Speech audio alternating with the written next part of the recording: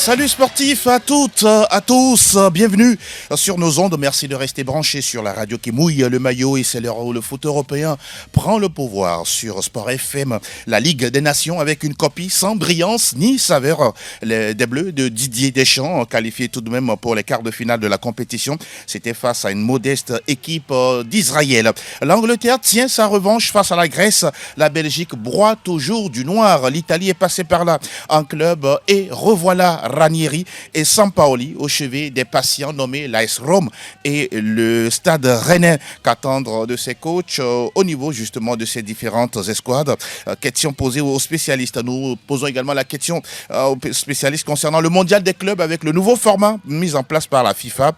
Que retenir justement de cette compétition à venir avec beaucoup de clubs en compétition. Voilà le menu de Plateau Foot Europe numéro 896. Nous allons tout à l'heure retrouver nos spécialistes. Le temps de remonter le générique et nous ouvrons les débats. Nous sommes bien en direct du studio Messoniamé pour parler une fois encore du foot européen. Le temps de saluer nos spécialistes en studio. Elom Nayo, bonjour et encore une fois bienvenue à vous. Salut Angelo, salut le plateau et salut à tous ceux qui nous reçoivent actuellement. Vous êtes né un vendredi. Ah oui, je suis né c'est un votre vendredi, jour, voilà, tout simplement. Ouais. Tout comme Franck Lunyama également qui est là. Bonjour Franck. Bonjour, thank God it's Friday. Voilà. Donc on est très heureux d'être ici. Oui. Comme tous les vendredis, donc voilà. Et il y en a qui aiment les vendredis, d'autres qui détestent les lundis. Bon, bon. ça va de soi. Les lundis, on n'y arrive à rien. Voilà. Beaucoup de courage à nous. Oui, il est là également Delano Batikboun. Bonjour et bienvenue à vous. Merci Angelo, bonjour à toi, bonjour au Kofi. Ah oui, ouais, c'est ça, c'est les Kofi. Oui, bonjour au Kofi. Bonjour sportif également à tous ceux qui aiment la radio sportive. Merci d'être présent. Nous saluons également Eloma Dovon derrière la caméra, tout comme Sa Majesté Pélagie Mekoum. Messieurs, on va parler justement de la Ligue des Nations avec ce match qui était attendu du côté de Stade de France, mais qui a sonné creux parce que oui, les 80 000 places n'ont pas été toutes prises. On ne parle que de plus de 16 000 spectateurs, tout ceci sous les regards du président Emmanuel Macron. On rappelle que c'est dans un contexte tendu, en tout cas entre justement ces deux nations, même si ça se passe ailleurs. À l'arrivée, 0-0 entre la France et l'Israël. Peut-on dire que voilà, l'objectif, c'était d'avoir le point du nul et se qualifier. On va retenir ça, Franck Nyama. 0-0, c'est bon, Oui, voilà. C'est ce qu'il disait pour Didier Deschamps et ses hommes, c'est de pouvoir se qualifier à partir déjà de ce match contre l'Israël, qui est considéré comme, on va dire, l'élément faible de ce groupe-là. Mais ce 0-0 vient poser des questions, puisque là, la France n'arrive plus à être souveraine. Oui. Comme on la connaissait après le départ de Griezmann, qui reste quand même l'un des tauliers de cette sélection. Mbappé n'est pas là, donc ça a beaucoup parlé dans les coulisses, dans les vestiaires. Donc voilà, la France est un tout petit peu diminuée. Oui. Et au-delà de ça, il y a ce contexte-là. Souvenez-vous, il y avait ce match entre la France et l'Israël. Quand ça a pété, je pense que ça fait 5 ans. Exactement. Il y a eu une explosion. Donc oui, et c'était dans une atmosphère très tendue, vous l'avez dit. Donc pour moi, la France, est en train de baisser un tout petit peu la garde. Mais ça reste quand même juste la Ligue des Nations. Objectif atteint, c'était ça l'essentiel, avant de revenir tout à l'heure sur le jeu produit des Bleus? Oui, ça il faut quand même le dire. L'objectif il est quand même atteint. C'est tout ce que les spectateurs attendent. En attendant. Les spectateurs n'attendent pas que ça. D'accord.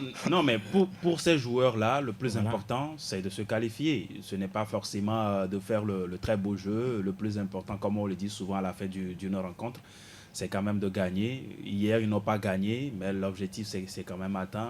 0 but partout, mais en même temps, il faut quand même le dire, cette équipe de France commence par faire pitié dans le jeu, que ce soit avec les comportements des joueurs ou encore de l'entraîneur. On sait un peu tout ce qui se passe avec Kylian Mbappé. Oui. Mais les autres joueurs qui arrivent aussi n'arrivent pas vraiment à mettre un pied devant l'autre, malheureusement. Mais sur cette rencontre-là, le plus important, c'était d'avoir le point suffisant pour pouvoir se qualifier. Une défaite face à l'Israël hier serait quand même, plus que retentissant. Plus que retentissant par rapport à ce match nul-là. Oui. Avant de retrouver Elom Nayo pour son analyse, on va écouter le patron de l'équipe de France, qui n'est autre bien sûr que Didier Deschamps, qui est aux affaires depuis déjà plusieurs années. Pour lui, oui, il voulait voir mieux dans le jeu, mais malheureusement, ça ne s'est pas passé comme ça. Nous l'écoutons. Voilà, je ne vais pas me satisfaire de ce qu'on a fait, pas trouver des circonstances atténuantes, on savait à quoi s'attendre. On mettait trop de temps dans les transmissions, après pour mettre de la vitesse c'est par la passe ou par l'accélération et le dribble. Le peu de fois où on l'a fait, on les a mis en difficulté, mais on ne l'a pas fait assez souvent. Il est en train de regretter, est-ce qu'il regrette ses choix ou bien pour lui, voilà quoi, on pouvait faire mieux dans le jeu. Est-ce que si nous dit aujourd'hui on pouvait faire mieux, moi je ne peux pas le croire, parce que c'est le monsieur qui entre-temps a été allé devant la presse et qui dit que bon, si les gens ne sont pas intéressés par ce que produit l'équipe de France, ils peuvent changer de chaîne et qu'ils ont la liberté. Donc c'est un monsieur, comme vous avez posé la question avant, pour lui l'essentiel c'est de se qualifier, lui c'est les trophées et tout. Donc ça fait que bon, depuis un certain moment c'est une équipe qui nous ennuie. Et donc voilà, quand il dit que dans les transmissions, tout ça, est-ce qu'il travaille ces choses réellement à l'entraînement? On a l'impression qu'à l'entraînement, moi je me souviens d'un débriefing après la Coupe du Monde 2018, après le match face à l'Australie, et où il discutait avec Pogba et il parlait du pressing qui n'allait pas, l'équipe était coupée en deux, tout le monde n'allait pas presser. Et Pogba lui disait, mais coach, on n'a pas travaillé sans l'entraînement. Il était étonné. Donc pour Deschamps, ce sont des joueurs professionnels. Tout de suite, il doit savoir comment ça. Vous pensez que sur cette déclaration, il fait du faux fuyant? Il fait tout simplement du faux fuyant. Il fait du Deschamps, comme on le sait toujours. Donc il ne faut pas qu'il nous fasse semblant aujourd'hui que il aime le... Non. C'est tout ce que lui veut à l'arrivée. Ils sont qualifiés et c'est ce qui l'intéresse après. Il est contenté de ça. Mais le contexte actuellement, c'est pas bien. Aujourd'hui, vous avez une équipe de France qui n'est plus suivie par les Français. Aujourd'hui, les Français... Qu'est-ce qu'il explique selon vous? Oui, parce qu'il n'y a pas le beau jeu. En plus, il n'y a pas du jeu. Il n'y a pas aussi de alors qu'ailleurs, ça joue bien et ça gagne. Le cas, par exemple, de l'Espagne. Justement, en 2018, peut-être il n'y avait pas tellement de beau jeu, mais à l'arrivée, ils ont quand même gagné. C'était efficace. Et c'était efficace. Et donc, voilà, aujourd'hui, vous avez plus la population française qui suit plus le rugby, par exemple. Même le rugby à 7 ans aujourd'hui, plus de visibilité, d'audience. Et donc, ça dit tout aujourd'hui avec ces sélections de France. Cette équipe de France, quand on voit les stats, ça fait 24 tirs contre 3. Voilà, naturellement, ça se comprend. Au niveau cadré, c'est quand même curieux. 8 tirs cadrés sur 24. Et Delanov, pour parler de cette équipe de France, quand on regarde le 11 de départ, Upamecano, Konaté, Théo Hernandez ou encore Koundé, Kanté, Kamavinga, Olysée, Zaïre Emery, Barcola et Colomwani. Comment, avec un tel 11, on n'arrive pas à avoir un jeu flamboyant, intéressant et à la fois gagné? Non, c'est compliqué de le dire. Si vous prenez ces joueurs-là intrinsèquement, on sait que oui, il y a de la qualité maintenant. Est-ce que ça se travaille réellement à l'entraînement? C'est ce que Elom a dit tout à l'heure. Je ne peux pas dire oui, je ne peux pas dire non, dans la mesure où je ne participe pas forcément aux séances. Oui, ça c'est vrai. Vous n'êtes pas le responsable communication, par exemple, de l'équipe de France. Vous serez convoqué. Mais il faut quand même le dire. Il y a de ces équipes-là actuellement qui souffrent énormément de la forme de ces joueurs. C'est vrai qu'en club aussi, on peut parler de la forme de... Mais quand même, ces joueurs-là, ce ne sont pas des joueurs à pied nickelés. Ce sont des joueurs presque titulaires et qui jouent pratiquement chaque match de Ligue des Champions et de matchs de championnat. Oui, peut-être eux, ils n'ont pas voulu décliner l'invitation de venir jouer en équipe nationale. Un match équipe de France. Vous voulez dire qu'ils étaient fatigués face à l'Israël? Pas forcément fatigués, mais... Pas motivés? Pas motivés. Ah, d'accord. Parce que c'est l'Israël. Parce que c'est l'Israël en face. Parce que, oui, il n'y a pas tellement d'enjeux. Une équipe de France, c'est vrai que depuis un bon moment, on ne sent pas forcément cette équipe de France-là. On ne sent pas les joueurs vraiment impliqués dans ce qu'il se fait. Mais sur cette rencontre-là, il y avait quelle motivation en vrai? Un match nul suffisait pour pouvoir passer quand même pour les quarts de finale. C'est ce qu'ils ont fait. Ils n'ont jamais changé de rythme dans cette rencontre-là. C'est quand même cruel. Hein. C'est cruel. Ils n'ont jamais changé de rythme dans cette rencontre. C'est vrai, en début de match, il y a eu un semblant de jeu où on a vu une occasion de Michael Olysée qui a buté sur Tout comme Barcola qui a eu des occasions. Mais à l'arrivée, rien. Il n'y a rien qui explique aujourd'hui cette prestation de l'équipe de France. Malheureusement, ce manque de motivation-là aussi, pour moi, est passé par là. Maintenant, est-ce que Deschamps va pouvoir trouver les mots justes pour pouvoir, on attend de voir.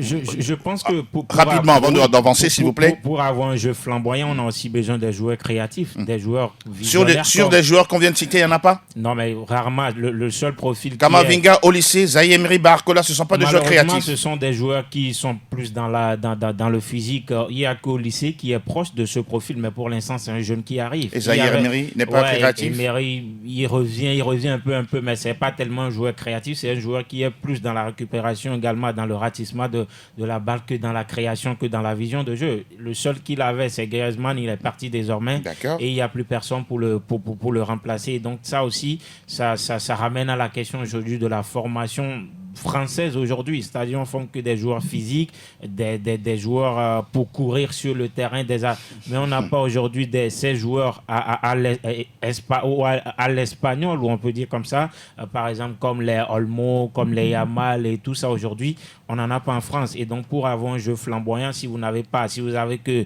des joueurs très physiques, très durs sur l'homme, assez vrai sur les côtés, c'est dur. Il y a également ce cas-là, Didier Deschamps, ce monsieur qui est là en tout cas jusqu'en 2026, peut-on dire qu'à un moment donné, il a du mal à changer son disque? Pratiquement, c'est la même chose qu'on observe, même si entre-temps, on a eu à gagner le Mondial 2018. Non, Didier Deschamps, avec tous les respects qu'on peut avoir pour lui, c'est un entraîneur têtu. Il n'a pas envie de changer ce qu'il fait et ce qu'il gagne. N'oubliez pas qu'il a gagné la Coupe du Monde, il a gagné la Ligue des Nations, et pour lui, ça suffit avec cette vision de jeu. Il a des joueurs intéressants qu'il, limite dans le jeu, dans la vision de jeu, parce que là, il est plus défensif, il est plus dans la récupération. Dans cette façon de jouer pour vous, Didier Deschamps demande à ses joueurs d'être comme ça. Justement, voilà pourquoi il leur dit souvent, j'ai quelque chose à développer, mais c'est ce que j'ai envie de voir sur le terrain. Si vous faites autre chose, vous allez le rendre colérique. Aujourd'hui, et même justement le banc après, même on vous convoque même plus. On ne convoque même plus. Aujourd'hui, il a des problèmes avec il a des problèmes avec Kylian Mbappé dont il ne veut pas parler. On va en parler. Donc tout à l'heure. c'est un entraîneur têtu qui ne s'accroche à ce qu'il fait. Il n'a pas envie de changer. Lorsque vous regardez l'équipe de France jouer, au-delà de tous les talents qu'on peut avoir dans cette sélection, c'est ennuyeux. N'est-ce pas? C'est ennuyeux. Et pourtant, on a des joueurs de qualité. Justement, et l'homme le disait tout à l'heure, les Français ne veulent plus regarder les matchs de l'équipe de France. Ils préfèrent aller sur le rugby. Et voilà, vous allez comprendre, ça veut dire tout ce que ça veut dire. Donc aujourd'hui, Didier Deschamps reste l'un des problèmes, il faut le dire, de cette équipe de France. Voilà. On va évoquer peut-être un autre problème, si c'en est un, Kylian Mbappé, qui n'a pas été retenu par Didier Deschamps. On en parlait la dernière fois, mais pas en long et en large. Le fait qu'il ne soit pas là, selon vous, est-ce une punition de la part de Deschamps, ou bien pour vous, c'est parce qu'on veut le protéger des médias par rapport à tout ce qu'il s'est passé? Oui, mais est-ce qu'on veut le protéger? On connaît Deschamps, c'est également un monsieur qui est rancunier. Et donc, le coup que lui a fait Kylian entre-temps, que je suis blessé, je ne peux pas venir. Et derrière, il joue 10 minutes face à Villarreal, je ne sais pas, un club. Et puis derrière, on le retrouve à Stockholm avec il a passé 3 jours en Suède, en boîte de nuit, tout ça. Et je pense que quelque part, il a gardé. Surtout quand les gens disent qu'il a perdu la main, il n'a pas la main. On connaît Deschamps, donc il a envie peut-être de reprendre la main. Et voilà, il a également fait à Kylian, parce que c'est un monsieur qui était prêt à revenir en sélection, surtout avec ce qu'il traverse actuellement en club, peut-être qu'il a histoire de venir se consoler, de se ressourcer. Voilà, comme le faisait un temps Griezmann ou Pogba quand ça n'allait pas bien en club, en sélection. Mais malheureusement, Deschamps aussi n'a pas voulu, a fait juste de... Attention, est-ce qu'on va vers un clash entre Deschamps et Kylian Mbappé? Oui, à l'allure vont les choses, parce que déjà les rumeurs que l'on écoute, c'est que Kylian aussi, son entourage dit que Kylian aussi en mars dit déjà qu'il ne va pas revenir pour les rassemblements de mars. Oulala. Et donc là, ça part dans un clash d'ego entre deux messieurs de caractère. On attend de voir. On attend justement de voir. En tout cas, après, Kylian aussi moi, la sélection n'est pas une propriété privée, quoi. N'est-ce pour pas? la famille. Donc, et quand lui veut, il va venir. Quand il ne veut pas, Bon, il on vient. parle de la star du foot français quand Oui, même. mais il est aussi le capitaine. C'est là où c'est dommage aujourd'hui. D'accord. Le Pour vous, capitaine, il doit doit être exemplaire au beaucoup moins. plus Voilà. respectueux, On a- respectable. Voilà, on a vu D'accord. à la entre-temps qu'il était blessé, mais à chaque fois, il est toujours à Bon. côté de ses coéquipiers. Ça se comprend. Mais lui, il est plutôt à Stockholm, et voilà. Le cas Kylian, justement, on en parle toujours. Pour vous, avec justement tout ce qu'il se passe autour de lui, vous voyez qu'il risque de ne plus être en équipe de France, ou bien pour vous, bon, c'est un feu de paille, ça va passer très très vite. J'ai envie de revoir Kylian Mbappé, ce joueur-là qui nous a fait rêver en ses débuts, que ce soit du côté de Monaco ou encore au Paris Saint-Germain. Mais j'ai envie de dire que le joueur est en train de décliner complètement. Voilà. Parce qu'au haut niveau, on sait très bien en matière de... Ce que vous n'avez jamais vu d'avance. Ce que je n'ai jamais vu d'avance. Ah, ouais.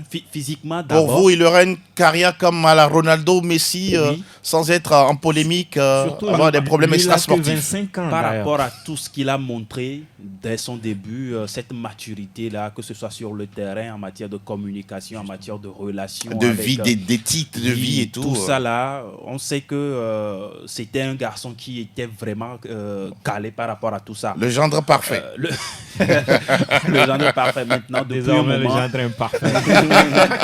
Mais depuis un moment, on Ouais. sent un joueur qui veut s'impliquer dans tout, que ce soit dans la politique, que ce soit dans les affaires extrasportives. Sa réussite tout lui ça monte là. à la tête selon vous, c'est quoi? Je ne sais pas. Vous ne savez pas, Je ne d'accord. sais pas, mais au très haut niveau, Oui. quand on veut parler de carrière, on sait également que la pré-saison, c'est quelque chose qui est très, très important. Ah oui, pour, ça détermine tout. ça détermine tout pour ces joueurs-là. Rappelez-vous cette pré-saison où Kylian Mbappé avait été laissé à la maison par le Paris Saint-Germain pour aller préparer la saison. Je pense que c'était la saison écoulée. Oui, Oui, avec Oui, le Paris, au oui, Japon. exactement. Où il a été mis À l'écart. à l'écart, à la maison. Il n'a pas préparé la saison. Bon. On a vu La suite. la suite, Absolument.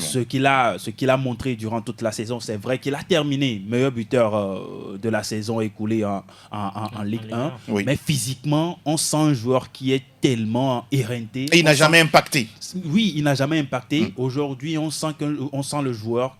Moralement, il n'est pas au top. On l'a vu la dernière fois quand qu'il a été remplacé au Real Madrid. Directement, c'est le Les vestiaire. vestiaires. C'est rare de voir C'est une qu'il image qui dit tout. C'est une image qui dit tout. D'accord. Moralement, il n'est pas bien. Et puis sportivement aussi, il n'est pas bien. Oui. Cette équipe de l'équipe de France, vous voulez Oui, aller- sur le cas allez-y Mbappé, d'abord. Oui.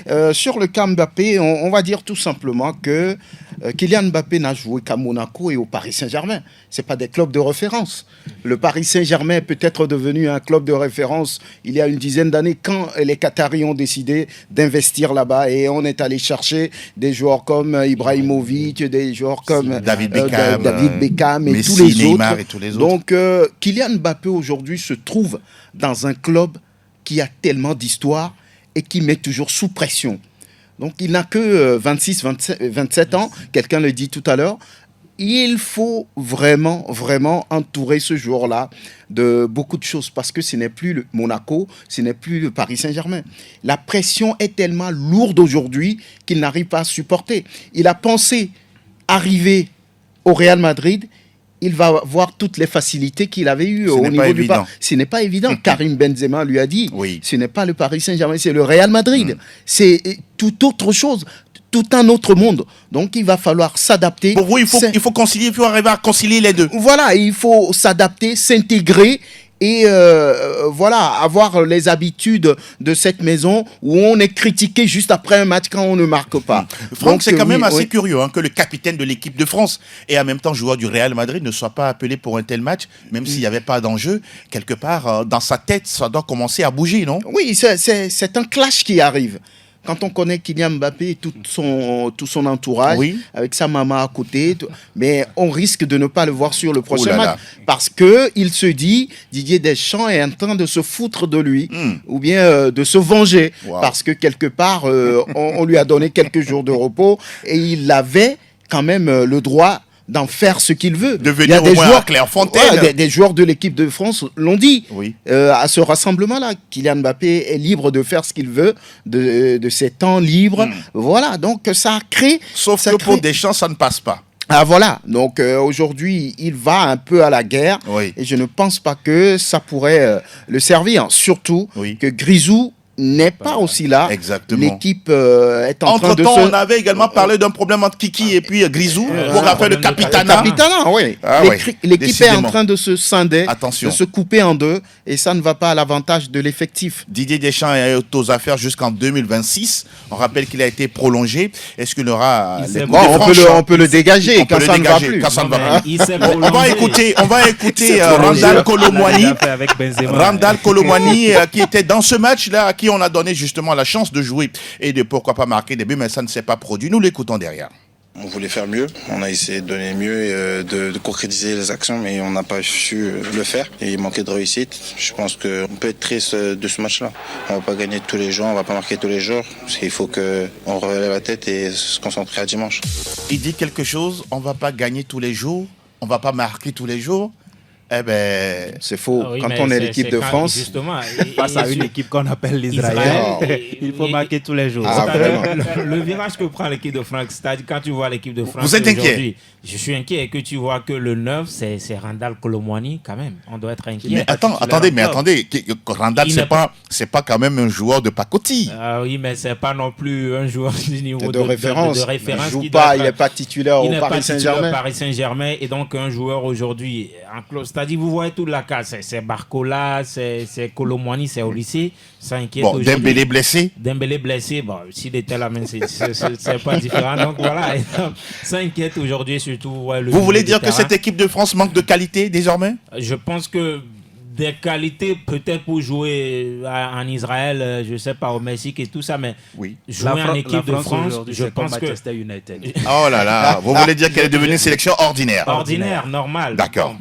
La qualité est là, mais c'est la gestion du groupe qui n'est pas du fait football. Problème. Et peut-être le leader en place qui n'est pas aussi bien. Il faut faire grandir ses qualités en fait. Là, c'est voilà. Il va falloir le faire grandir. N'est-ce pas? Mettre une saine concurrence et plus d'envie. Il n'y a pas de leader aujourd'hui. Et donc cette histoire de... Mais il y a N'Golo Kanté quand même. Oui, mais N'Golo ne parle pas. Le monsieur il est sur lui-même et il ne parle pas. Aujourd'hui, cette histoire de capitana, c'est parce qu'il y a beaucoup de joueurs même qui préfèrent voir Mike Maignan aujourd'hui capitaine. Que Kylian. Mais à l'absence de Kylian, il n'est pas. Parce que Deschamps aussi, il se dit que bon, il veut donner le brassard à quelqu'un qui ne va pas faire de polémique lorsque Kylian serait là pour le reprendre en paix. Voilà. On rappelle que dans cette Ligue des Nations, l'Italie va croiser la France pour le dernier match, pour le leadership justement de cette poule-là. L'Italie déjà qualifiée bien sûr pour les quarts de finale. On va justement parler de la Squadra Azzurra qui la dernière fois s'est imposée 1-0 sur la pelouse de la Belgique grâce à Sandro Tonali qui revient aux affaires. Voilà, pour de bon, en espérant qu'il n'ait plus des problèmes extra-sportifs. De Paris sportif. Lui c'est Paris sportif. Et l'Italie qui gagne quand on jette un coup d'œil au niveau de l'effectif. On a Retegui, on a un jeune nommé Rovella et aux côtés de Tonali et de Frattesi, là aussi la cure de jouvence. Oui, pour le moment, après l'Euro, on sent véritablement la main de Luciano Spalletti sur cette équipe-là. On sent véritablement qu'il y a un renouveau. C'est vrai qu'hier, l'Italie pouvait gagner cette rencontre-là 2-3-0. Personne ne crierait quand même au scandale. Retegui a eu une grosse occasion qu'il a manqué. Mais on revoit un tout petit peu les fondamentaux de ce 3-5-2-là, tamponné par Luciano Spalletti. Exactement. Aujourd'hui, vous avez des joueurs derrière comme Bongiorno, Federico Acerbi, qui sont très solides. Di Lorenzo, Bastoni. Vous avez des joueurs qui en club aussi sont toujours titulaires. Oui, il était justement titulaire et puis se montrent. Ils ont en train de grandir avec ce coach-là. On a vu l'Italie entre-temps. C'était des déculottés ici et là. Pour le moment... Et surtout 2 mondiaux ratés. Pour le moment, ça va bien avec des joueurs qui ont envie, qui sont à l'écoute de leur entraîneur. Et puis, les rencontres se suivent et puis les résultats aussi suivent. On attend pour la suprématie de ce groupe-là. Je crois que l'Italie qui accueille la France. L'Italie qui accueille la France. Il y aura match. Il y aura match, mais je peux quand même donner du 55% pour l'Italie. Parce que déjà, au match aller, on a vu ce que la nationale et a quand même fait face à cette équipe de la France-là. Ah oui, absolument. Donc peut-être la France va vouloir prendre sa revanche. Pourquoi sa pas revanche maintenant. Est-ce que ces joueurs-là sont prêts? À écouter votre analyse, vous n'êtes pas forcément sûr que la France puisse battre l'Italie. Franck, cette équipe de Belgique qui a aussi des joueurs intéressants, Trossard, Onana, Openda ou encore Lukaku, mais visiblement, cette sélection fait peine à regarder. Oui, c'est la surprise de ce groupe, et la Belgique qui se retrouve en 3e position, déjà éliminée. Exactement. Et avec toutes les qualités qu'on a au sein de cet effectif, on ne comprend pas. Voilà pourquoi ça bouillonne dans le vestiaire. Beaucoup demandent, la tête du jeune sélectionneur Domenico Tedesco. Donc la Belgique ne convainc pas du tout, dans cette Ligue des Nations avec juste 4 petits points. Et ça ne sonne pas bien. En 5 journées, 4 petits points sur 15 possibles. Ça ressemble à une sélection que je connais. Ça ressemble à une sélection que je connais en Afrique de l'Ouest. Donc c'est vraiment difficile pour les Diables Rouges. Et dommage. Les Diables Rouges. Bon, je vais chercher. On rappelle que dans cette poule-là, l'Italie est premier avec 13 unités, 10 pour la France, les deux déjà qualifiés pour les quarts de finale. La Belgique 4 points et puis l'Israël 1 point. Les deux, les Belges et les Israéliens se retrouvent dimanche à partir de 19h45. Pendant ce temps, l'Italie accueille la France de l'autre côté. Revanche, oui, vous avez sorti ce mot, et Delanov, on va parler justement de l'Angleterre qui retrouvait la Grèce. On se rappelle déjà au match aller, la Grèce s'est imposée à Wembley 2-1.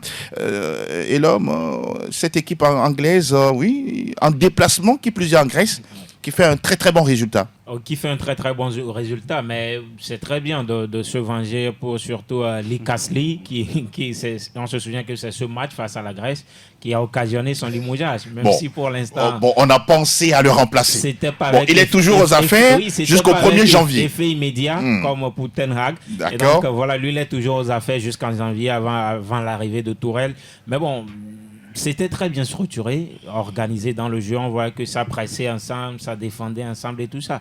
Mais le problème, c'est qu'on a mis beaucoup de jeunes hier qui ne seront pas titulaires. Quand vous avez, par exemple, les Foden qui sont là, les Harry Kane qui sont capables Bukayo Saka blessé qui peut revenir. C'est ça le problème. Du moment où les anciens, là, ces cadres en gris vont revenir, on serait encore obligé de dissoudre cette équipe. Et qu'est-ce que ça va donner donc?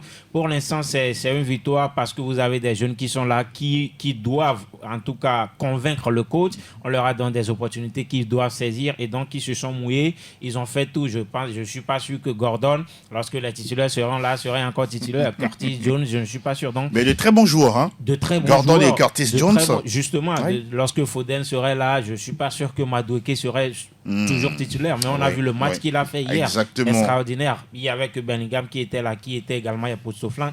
Donc le problème, c'est très bien pour ces jeunes, mais lorsque les titulaires seront là, c'est là la question. Et des fois, les jeunes même vont prier que les titulaires ne soient pas présents. Franck, sur ce match-là, par exemple, Lee Carsley a décidé de mettre Kane sur le banc et donner confiance à Ollie Watkins, qui a même marqué, justement. On peut dire également que quand c'est comme ça, soit c'est l'autorité de l'entraîneur, soit il y a une communication entre les deux. Oui, les Three Lions, on sait très bien avec Lee Carsley que ce n'est pas forcément ce qu'on attendait. Mais sur ce match, ils ont besoin de réagir. Ils ont besoin de prouver quand même que c'est eux les leaders de ce groupe-là. Oui, Harry Kane, sur un tel match, on peut se permettre parce qu'il n'y a pas tellement d'enjeux. On peut se permettre de le reposer. Watkins, c'est un joueur intéressant. On voit ce qu'il fait avec les Villains. Oui, donc, c'est un joueur qui marque, qui a la confiance de son entraîneur, qui est, on va dire, Unai Emery en club. Donc voilà, c'est également une décision, j'allais dire, de la part de l'entraîneur qui s'affirme. Il sait qu'il va partir en juin, mais donc il a des choses à faire sans prendre trop de risques.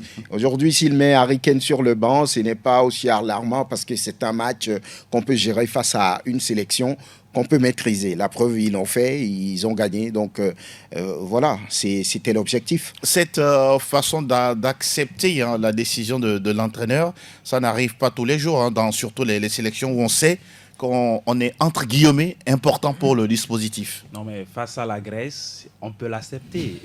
La Grèce avait battu l'Angleterre à Wembley 2-1. Oui. Et il y avait enjeu, c'est-à-dire que l'Angleterre devait gagner par 2 buts d'écart et peut-être attendre la prochaine sortie en gagnant et en sortant de la Ligue B pour la Ligue A. Face au Portugal ou face à l'Allemagne, par exemple, je suis sûr que ça ne passerait pas comme ça. Harry Kane sera titulaire, oui. avec le brassard de capitaine. Justement, donc face à la Grèce, on savait très bien que c'était un accident de parcours. Oui. Cette défaite-là à domicile surtout, on sait que c'était vraiment pas bien. Il fallait vraiment réagir. Exactement. Je ne pense pas que c'était une sanction vis-à-vis de ces joueurs-là qui sont mis... Temps de jeu également réduit, un temps soit peu, pour leur permettre de souffler, ces joueurs comme Kane, justement. qui jouent tout le temps en Bundesliga. En Bundesliga, il faut faire une bonne gestion de ces joueurs-là. Exactement. Surtout, on sait que à chaque saison, les matchs se multiplient. Et les blessures sont à côté. Les blessures sont à côté. Il faut bien gérer ce groupe. Oui. Ce n'est pas comme la France, par exemple, où... vous êtes encore revenu sur la France. Oh là là. Ceux qui sont là n'arrivent pas à prendre leurs responsabilités. Très On bien. a vu Oli Watkins, ce n'est pas un titulaire indiscutable en équipe nationale, mais il a su prendre ses responsabilités. Exactement. Curtis Jones également qui a marqué un bon but. Oh, quel Madjer. Très, très intéressant. Ce sont quand même des jeunes joueurs qui ont envie de piquer la place à ces titulaires. J'aime bien ça. Hier. Mais sauf qu'ils ne pourront pas. Ils peuvent tout faire. Mais il faut aussi le dire par rapport à un Foden. Lors de l'Euro, il n'a rien prouvé. Oui. Et donc, il peut être concurrencé. Il peut être concurrencé par un Cole Palmer. Malheureusement, Palmer est blessé. Donc, il est blessé. Il y a même Rico Lewis, qui est un très très bon joueur. Il y a quand même de très jeunes joueurs. Lewis Hall, de très bons jeunes joueurs, voilà. Qui ont de la valeur, absolument, qui ont envie aussi de se montrer, de piquer la place à ces joueurs-là, comme je le dis. Si Foden reste quand même sur ses prestations-là encore en équipe nationale, je suis sûr qu'il sera mis sur le banc. Ça, c'est sûr. Et là, Bellingham aussi, bizarrement, ne fonctionne pas bien. Parce que leur positionnement, il se marche dessus. Il va falloir trouver... Trop de qualité. Oui, il va falloir trouver la bonne tactique pour permettre à ces joueurs-là de s'exprimer, surtout en équipe nationale. Très important. L'Angleterre qui maîtrise la Grèce 3-0. On le disait tantôt, les deux équipes, en tout cas, sont en production déjà dimanche. La Finlande accueille la Grèce. Et puis de l'autre côté, l'Angleterre sera l'hôte de l'Irlande. Une victoire pour justement cette équipe anglaise. Et désormais, l'Angleterre reviendra en Ligue A. Là où il faut vraiment la retrouver, cette sélection. À sa place. Merci beaucoup. Bizarrement, on a l'Israël en Ligue A. C'est quand même curieux. C'est aussi ça, la nature des compétitions. Ce soir, déjà, on aura Danemark, Espagne. Bon, on sait très bien que les Espagnols ont déjà leur ticket d'écart. Le Portugal face à la Pologne. Le Portugal qui aura besoin d'un petit point. Cristiano Ronaldo, Franck, qui demande à ses joueurs ou à ses coéquipiers de répondre toujours en sélection, quel que soit justement le match. Oui, vous savez que c'est un compétiteur, c'est un gagneur. Il veut toujours drainer tout le groupe, amener tout le groupe sur toutes les compétitions et derrière avoir la victoire. On sait que le Portugal est le leader de ce groupe-là avec 10 points.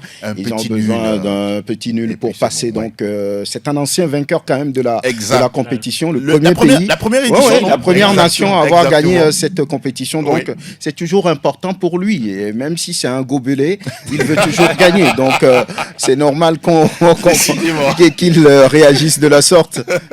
Cristiano Ronaldo. Voilà, on rappelle que la Suisse... Sinon, le trophée est vraiment bizarre. Bon, on va pas voir forcément l'architecture. La Suisse accueille la Serbie à 19h45 et puis samedi, on aura un intéressant Allemagne, Bosnie-Herzégovine. Vous voyez Nagelsmann faire tourner, n'est-ce pas? Oui, mais il va falloir tourner. La Bosnie-Herzégovine, quoi qu'on dise, c'est pas quand même un foot de guerre où il faut lancer tout. Et surtout qu'on est déjà qualifié. On est déjà qualifié. C'est là où, si on parle aujourd'hui de beaucoup de matchs, comme on l'avait dit l'autre fois, n'est-ce la pas? gestion aussi. Vous pensez que ça, c'est inutile, non? Il faut...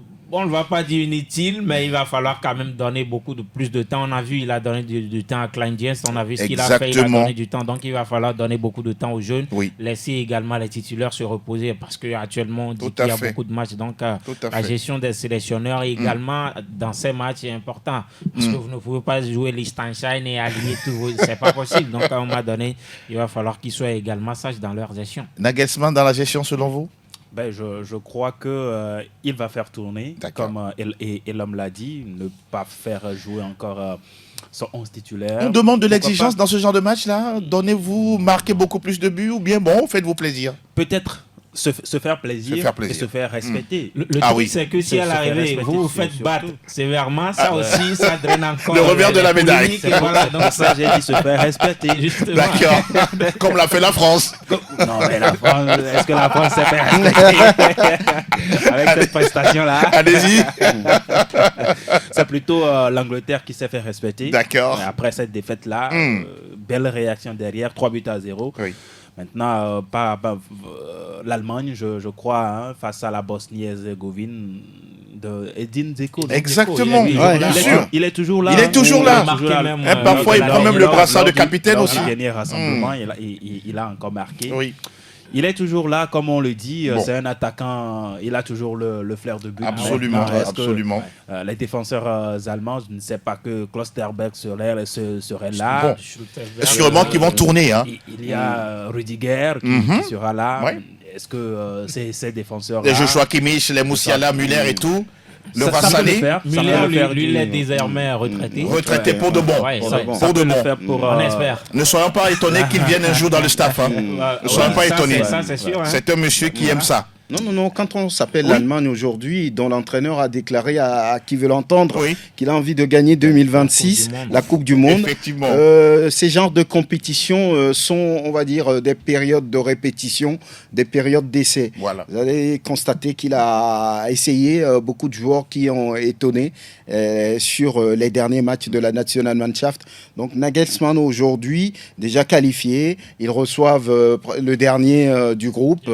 C'est sûr qu'il va rôder, qu'il va vouloir voir d'autres joueurs à l'essai, parce que la Coupe du Monde, c'est dans quelques mois. Donc, c'est important pour lui d'essayer, de refaire, d'essayer des combinaisons et voilà, pour préparer justement une telle compétition qu'on a envie de gagner. On sait très bien que cette équipe allemande a très très envie de revenir au devant de la scène. En tout cas, c'est une envie légitime, n'est-ce pas?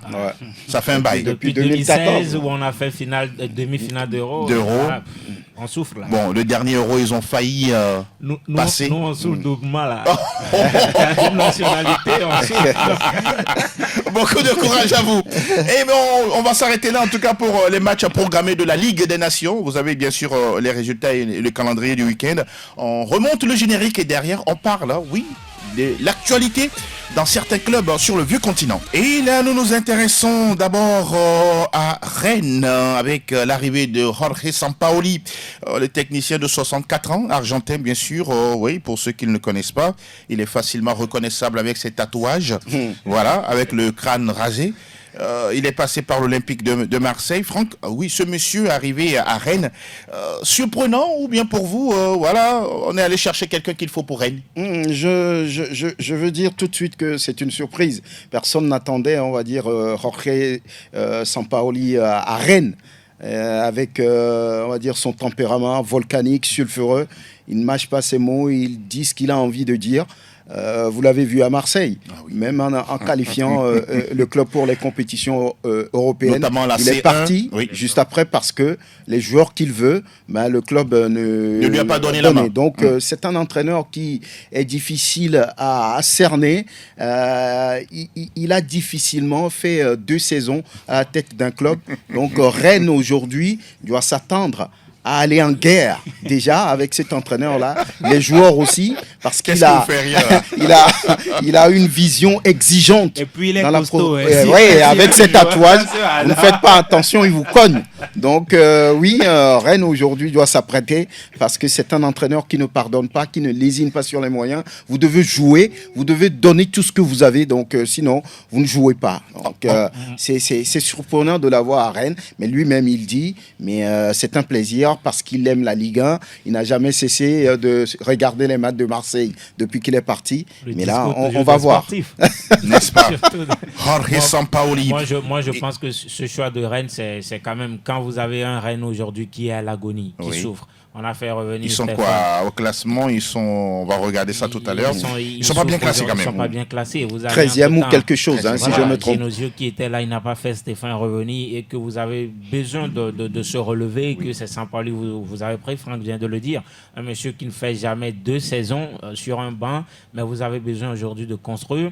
Et entre-temps, on a annoncé par exemple un jeune 13e. Voilà. On a annoncé un jeune comme Habibé qui avait des idées, qui a envie, lui, d'avoir une idée de jeu dans un club, de grandir, de proposer quelque chose, qui peut vous proposer quelque chose sur la durée. Et vous allez prendre un monsieur qui a un caractère qui va contrairement à ce qu'on peut avoir à Rennes. Non, c'est parce qu'il est exigeant. Donc, qu'est-ce que vous lui reprochez, vous? Justement, il est exigeant, il aime le travail bien fait. Justement, et c'est ce qu'il a dit même dans son il en fait de trop, selon vous, conférence de presse, que s'il n'arrive pas à durer sur les bancs, c'est parce qu'il est trop exigeant. Dans des clubs qui n'ont pas peut-être les moyens de son exigence. Par exemple, à l'OM, il a demandé des choses qu'on ne peut pas avoir. Donc si aujourd'hui, Rennes, qui financièrement n'est pas aussi extraordinaire, qui n'a pas tellement de joueurs, et vous prenez ce entraîneur qui est tellement exigeant... Bon, peut-être qu'il va fouetter les égos des joueurs. Bon, mais je ne sais pas. Son exigence peut marcher, on l'a vu avec l'Argentine, ou peut-être plutôt le Chili. Il a quand même des joueurs Vidal et Alex, quand même des joueurs de haut niveau, et on a vu que ça a matché ensemble. Mais dans des clubs où tu n'as pas des joueurs de cette envergure, c'est là le défi. On rappelle que oui, en 2002-2023, il a réussi à qualifier l'Olympique de Marseille pour la C1, l'OM qui était dans la poule de Tottenham, de Francfort et puis d'un autre club, la Sporting. Et voilà, Marseille qui a terminé dernier. À la fin, il dit, vous n'avez pas de moyens pour aller me chercher des joueurs que je veux, mais je m'en vais. Qu'est-ce que les Rennais ont vu, en tout cas les dirigeants Rennais ont vu en ce monsieur? Bon, peut-être pour créer un électrochoc en ces joueurs-là. On sait que Rennes, depuis quelques saisons, c'est une équipe qui est quand même régulière. Oui. Que ce soit... Et qui tapait le Paris Saint-Germain en aller-retour sur certains matchs de Ligue 1. Que ce soit ou bien en Coupe européenne. Exactement. Ils sont réguliers. Maintenant, on a vu que c'est un club qui est assez calme. Oui. On a envie de faire venir un volcan. Raison pour laquelle ils sont partis chercher Sampaoli. Mais c'est quand même un entraîneur de travail. Oui. C'est de caractère. Quelqu'un qui travaille. Si ces joueurs-là peuvent aller ou bien regarder dans la même direction que Sampaoli, je crois qu'au moins pour cette saison, ils peuvent sauver leur n'est-ce pas? Au moins revenir dans le top 10, dans le top 8. Revenir dans le top 10, comme vous l'avez dit. Il y a au moins 6 défaites déjà. C'est beaucoup. 6 défaites. Sur combien de 13 journées 13 journées. 6 défaites, 3 victoires et puis 2 matchs nuls. C'est sur 11 journées. Sur 11 journées, voilà. 6 défaites sur 11 journées. C'est beaucoup. Oui, c'est beaucoup. C'est quand même familier pour un club qui s'appelle Rennes, qui, les dernières saisons, ils ont quand même produit un très bon jeu. Aujourd'hui, vous avez un joueur comme Ludovic Blas, devant les Andrés Gomes.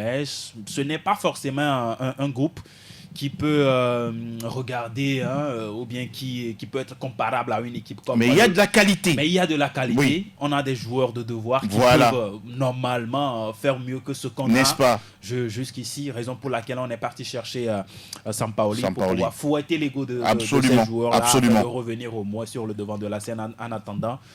Pourquoi pas faire une remontée comme l'Olympique Lyonnais a fait la saison écoulée pour jouer une coupe européenne, parce que 13e, c'est vrai, c'est beaucoup, mais ce n'est pas encore pas du tout capoté à tous les niveaux. On rappelle que Lyon, est devant largement Rennes, et Rennes qui doit faire la remontada au classement. On attend de voir justement le travail exigeant de Sampaoli avec cette équipe de Rennes. On rappelle qu'il a 64 ans, on ne dirait pas. Ouais, il a travaillé à l'OM, au FC Séville, au Chili, en Argentine, tout comme au Santos. Et un autre, lui également, il est bien âgé, le septuagénaire Claudio Ranieri, qui revient. Il est sorti de sa retraite pour coacher la Roma avant de retrouver Franck. 73 ans. 73 ans. 73 ou 74 73. Bon, prenez-le, laissez l'autre. Il n'y a pas de problème. Mais lui aussi, on va le chercher, mais il devait être normalement en train de se reposer là, mais il a refusé là. Il est romain. Il a voulu sauver l'honneur de son équipe. On sait qu'il est déjà passé 2 fois déjà sur le banc. À la tête de l'AS Roma. Mais qu'est-ce qu'il faut attendre Justement. de cet entraîneur-là?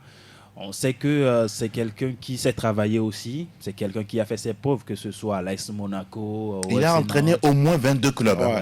Dans sa carrière, au moins 22, et pas des moindres. Je vous cite par exemple le Napoli, Valence, Atlético de Madrid, Chelsea, la Juventus, Inter Milan, Monaco et l'Leicester. L'Leicester, on connaît les champions en 2016, quand même à son prime.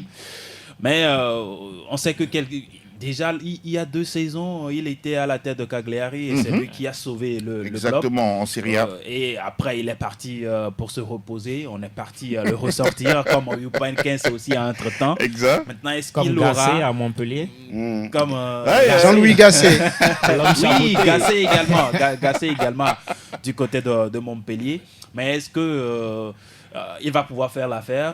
C'est la grosse interrogation. Quand on sait que quand on avait renvoyé Mourinho, c'est De Rossi qui est arrivé. De Rossi a quand même fait ses preuves au début de saison. 4 journées ont suffi pour qu'on limoge De Rossi. Le dernier, c'était Ivan Juric. Ivan Juric également, lui aussi n'a pas fait, il n'a pas pu faire le job. À peine une semaine, il a été renvoyé. C'était dimanche dernier. Il a été renvoyé. Maintenant, il sera le 3e entraîneur pour une saison. En une saison. Et pour une demi-saison. Voilà, on n'est pas encore arrivé au bout. Non, la Louve est en difficulté depuis un moment. Mourinho est passé sans réussir à stabiliser le club. On a fait venir un ancien joueur, De Rossi, qui également a échoué. On va chercher un septuagénaire, 73 ans, qui a beaucoup d'expérience, qui, on va dire, a des petits-fils dans ce club-là. Exactement. Donc, c'est son expérience. On pense que Claudio Ranieri est chez lui, et avec tout ce qu'il a connu, avec toute son expérience, vous l'avez dit, plus de 20 clubs entraînés depuis 30 ans. Donc, oui, il connaît le football, il connaît la mentalité du football italien. Bon, on peut se dire déjà qu'il peut réussir quelque chose, il peut réussir à stabiliser un club qui est un tout petit peu à la dérive depuis plusieurs saisons. Donc, je pense que oui, c'est ce côté que les dirigeants, le board de l'AS Roma a vu, l'expérience surtout, et la vision de jeu de ce technicien. Et puis, autre chose, c'est qu'il est chez lui. Il est chez lui. On rappelle également qu'il y a dans son effectif de la Roma des joueurs comme Mats Hummels, qui est en tout cas un vieux rompu à la tâche. On a également Mancini. On veut ramener au Borussia Dortmund. On a Evan Dika, on a Cristante, Enzo Lefebvre, Pellegrini Paredes, Dovbyk, Dybala et El Shaarawy. Non, c'est pas mauvais quand même, non? Oui, mais ce sont des noms. Mais est-ce que ces noms aujourd'hui, El Shaarawy, c'était El Shaarawy qu'on a connu? C'est plus le même joueur, oui. Aujourd'hui, Paredes, est-ce que c'est le même Paredes? Sanchez, est-ce que c'est le même Sanchez? À part, Dovbyk qui fait toujours de et Dybala. Donc je pense qu'aujourd'hui, le problème surtout, c'est qu'aujourd'hui, il y a ce divorce entre le club et ses tifosi. Également, depuis qu'on a renvoyé De Rossi, ça n'a pas plu à tous ces tifosi. La directrice sportive n'arrive plus à passer dans la ville romaine sans accord. Voilà, donc aujourd'hui, je pense que c'est un problème dans la gestion également. Il y a aussi, vous savez que vous êtes en Italie où le directeur sportif à chaque match doit parler devant les médias ou le média partenaire du championnat, et que vous allez prendre un directeur sportif français, mais là c'est pour qui ne parle pas italien, c'est pour qui ne va pas parler, et les médias ne cessent de l'enfoncer, Ghisolfi le français. Donc à un moment donné, je pense que la gestion de ce club aujourd'hui est problématique. Après Ranieri, je ne pense pas qu'il est là pour faire encore 1-2 saisons. Non, peut-être pour terminer le reste de la saison et préparer et préparer celui qui va sur derrière. Pourquoi pas. Voilà l'actualité qu'on retient du côté de Rennes et de la Roma. On les retrouvera très très bientôt, en tout cas les majeurs, après la trêve internationale. On remonte le générique et nous derrière, on va palabrer un peu, autour de la Coupe du Monde des clubs de la FIFA dans le débat des spécialistes. Plateau Foot Europe sur Sport FM. La tribune où les spécialistes disent tout haut ce que le public pense tout bas.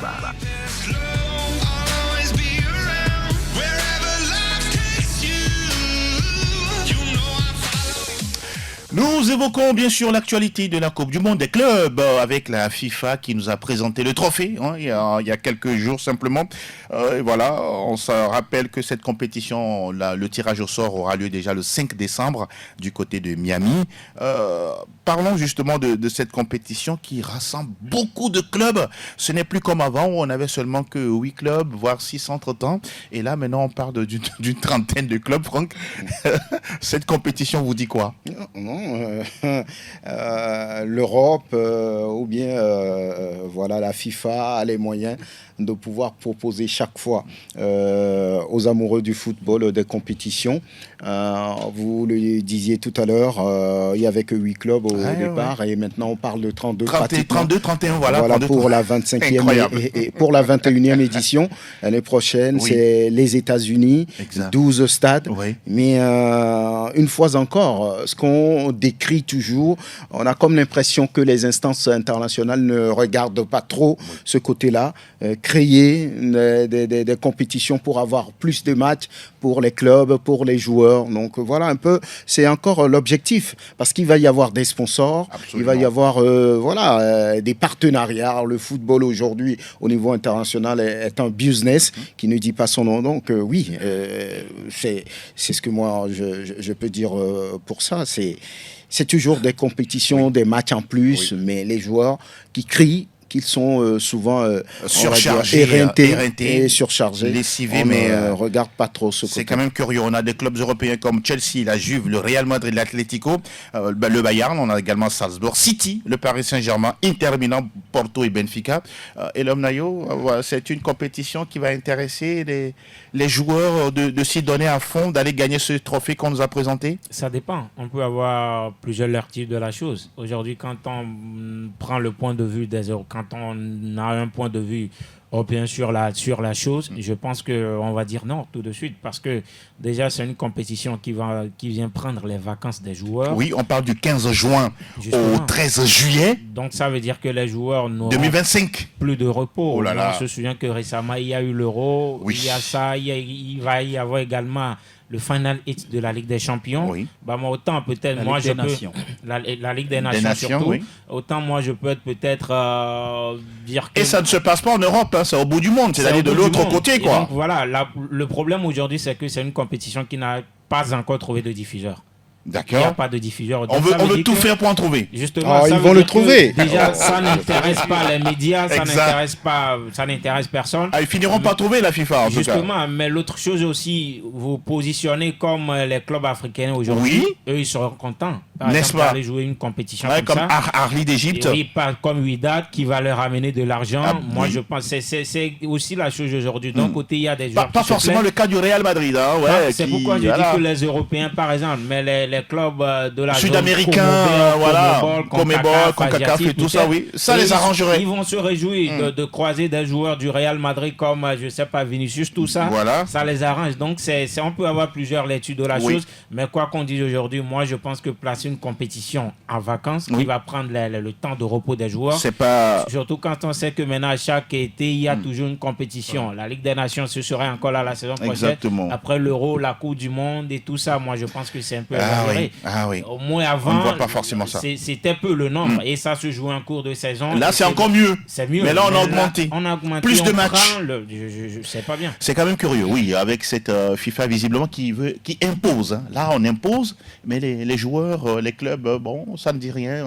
On ne riposte pas, on se tait, on subit. Si vous avez un Séphérine qui dit les joueurs qui déclarent qu'ils sont un peu fatigués, ce qui veut dire qu'ils vont commencer par gagner moins. Ça veut dire beaucoup de choses. Ça veut dire tout simplement... Vous trouvez ça malhonnête de sa part? Oui, pour moi, c'est quand même malhonnête de la part de Séphérine. C'est trop capitaliste. C'est trop capitaliste. On sait que le monde aujourd'hui... on sait que lui, il ne joue pas au football, c'est un avocat, donc il est souvent dans son bureau. Le monde aujourd'hui... Est-ce que c'est la Coupe du Monde des clubs qui va apporter de l'argent à payer? On se pose la question. Ils n'ont pas de diffuseur. Ils vont trouver l'argent désormais.